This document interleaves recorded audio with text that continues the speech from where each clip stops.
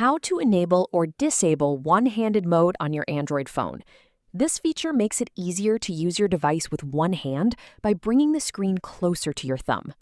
Let's get started. First, open the Settings app. Next, scroll down and tap Accessibility and Convenience. On some Android phones, you may need to open System Settings instead. Now, look for One-Handed Mode and tap on it. To enable the feature, simply turn on the one-handed mode switch. You can also review any available options, such as how to activate the mode using a gesture or navigation button, depending on your phone's software version. If you ever want to turn it off, return to the same page and switch one-handed mode off. That's all it takes. You can now easily enable or disable one-handed mode whenever you need it. If you found this tutorial helpful, don't forget to leave a like, subscribe to the channel, and turn on notifications for more Android tips and easy how-to guides. Thanks for watching, and I'll see you in the next video.